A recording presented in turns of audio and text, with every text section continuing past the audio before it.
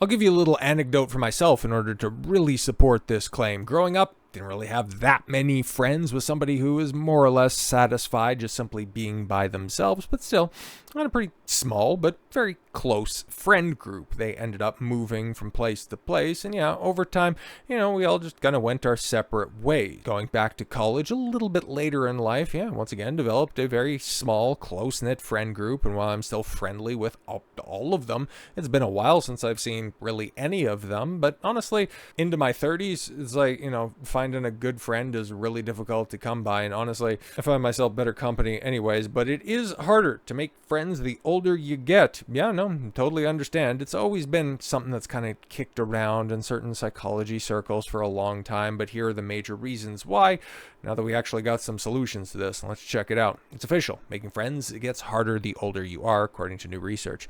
A study of 2,000 Americans explained how people feel about their social circles and their ability to create and maintain friendships in modern times.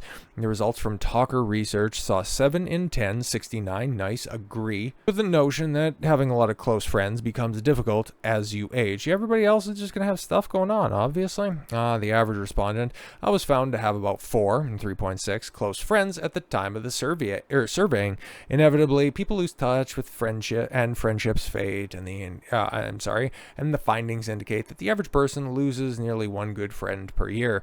When asked to reflect on how many friends they've lost touch with in the last 10 years, respondents estimated that they've seen 8.7 friendships fade. Yeah, no, kind of makes sense. Now, losing friends is more prevalent the younger a person is, with Gen Z reporting a higher average of friendships fading, 10.4, and then boomers, 7.7. Yeah, because they're just running out of friends to die.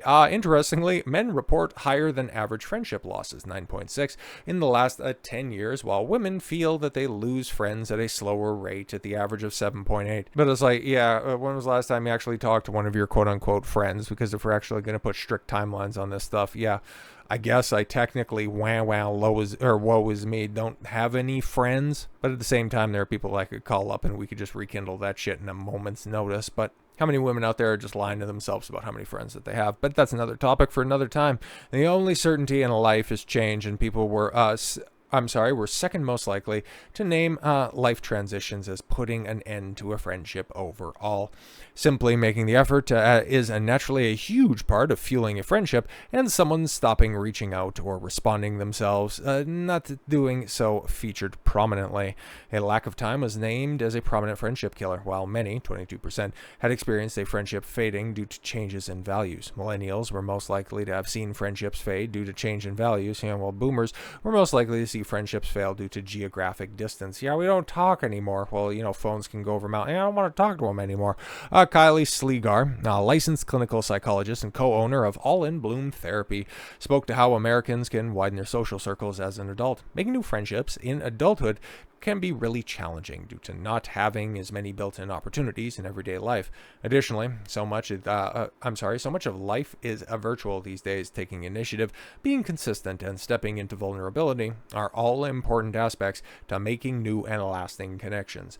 As many people will say, if you want a village, you need to be a villager. Practical ways to meet new people are utilizing the resources in your community, such as attending meetups, community events, volunteering, work events, hobby groups, local Facebook groups, trying out Bumble BFF, that's a thing, or going out of your way to host an event yourself. But if you don't know anybody, it's going to be a really sad event. There's so many other adults out there feeling lonely, so lonely, and looking for friendships. You are not the only one.